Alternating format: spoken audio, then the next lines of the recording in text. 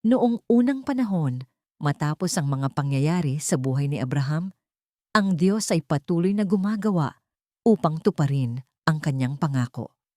Ang pangakong iyon ay ipinasa sa anak ni Abraham na si Isaac. Si Isaac ay nag-asawa kay Rebecca, isang babaeng kilala sa kanyang kabutihan at pananampalataya. Ngunit sa kabila ng kanilang pagmamahalan, matagal silang hindi nabigyan ng anak. Lumipas ang mga tao ng pananahimik at paghihintay.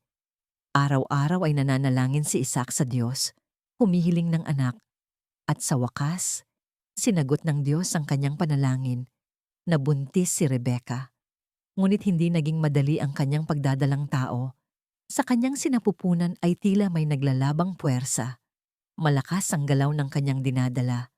Parang may tunggalian. Dahil sa pag-aalala, siya ay nanalangin sa Diyos at humingi ng paliwanag. At sinabi ng Diyos kay Rebecca, "Dalawang bansa ang nasa iyong sinapupunan, dalawang bayan ang magmumula sa iyo. Ang mas matanda ay maglilingkod sa mas bata." Ang mga salitang yon ay nanatili sa puso ni Rebecca. Hindi pa man ipinapanganak ang kanyang mga anak, malinaw na may itinakda ng plano ang Diyos para sa kanila. Dumating ang araw ng panganganak. Unang lumabas ang panganay, mapula ang balat at balbo ng buong katawan. Siya ay pinangalan ng Esau. Kasunod naman ang ikalawang sanggol. Habang siya ay lumalabas, mahigpit niyang hawak ang sakong ng kanyang kapatid. Siya ay pinangalan ng Jacob. Mula pa lamang sa kanilang kapanganakan, malinaw na magkaiba na ang kanilang magiging landas. Habang lumalaki ang magkapatid, lalo pang lumitaw ang kanilang pagkakaiba. Si Esau ay lumaking malakas at palaboy sa parang. Mahilig siyang mangaso at sanay sa hirap ng buhay sa labas. Si Jacob naman ay tahimik, mapagmasid at mas pinipiling manatili sa loob ng tahanan. Mas mahal ni Isaac si Esau, lalo na kapag siya ay nagdadala ng masarap na pagkain mula sa pangangaso. Ngunit si Rebecca ay mas malapit kay Jacob. Nakikita niya rito ang lalim ng pag-iisip at ang kahinahunan ng loob. At sa pagitan ng pagmamahal at pagkiling ng mga magulang, unti-unting nabuo ang tensyon sa pagitan ng magkapatid. Isang tensyong hindi agad napansin, ngunit unti-unting lumalim. Isang araw, umuwi si Esau mula sa pangangaso.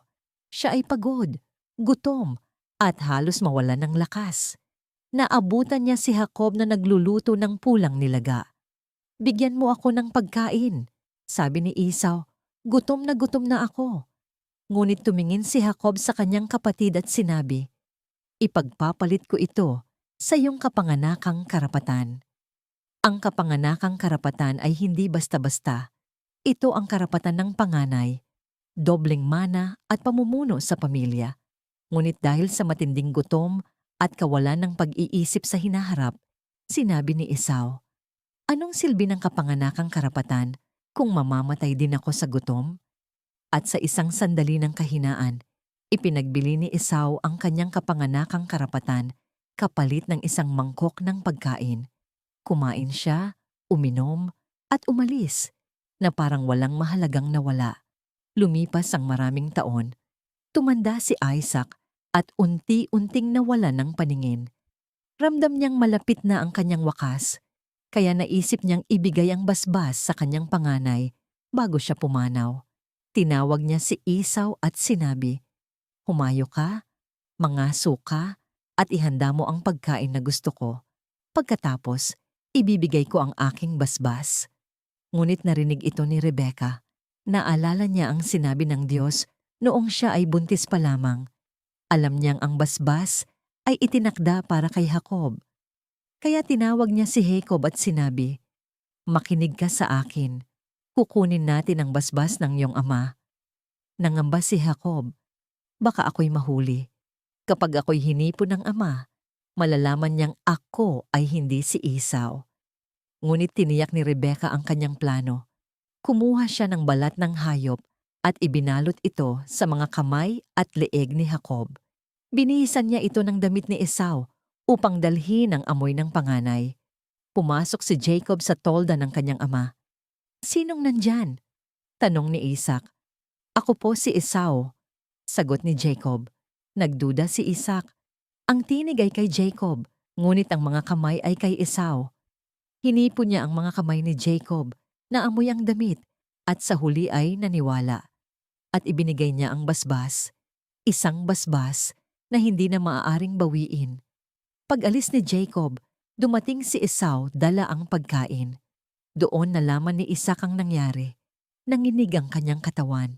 Nang marinig ang katotohanan, si Esau ay napaiyak ng malakas. Ang kanyang galit ay naging matinding puot.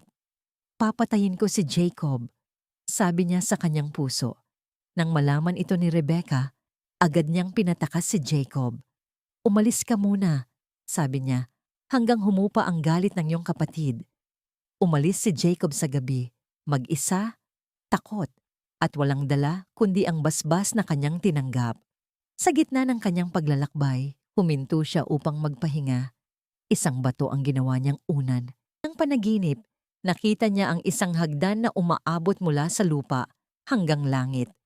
May mga anghel na umaakyat at bumababa. Naroon ang Diyos na nagsalita at pinagtibay ang kanyang pangako. Pagmulat ni Jacob, siya ay namangha at natakot. Doon nagsimula ang kanyang pagbabago mula sa isang mandaraya tungo sa isang taong hinuhubog ng Diyos. Samantala, si Esau ay nagpatuloy sa kanyang buhay.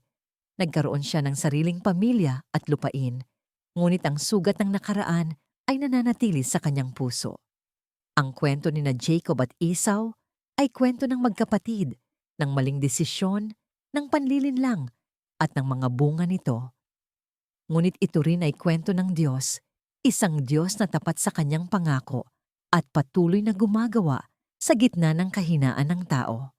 Sa huli, ipinapaalala sa atin ng kwentong ito na ang pansamantalang kasiyahan ay maaring magdulot ng pangmatagalang pagkawala.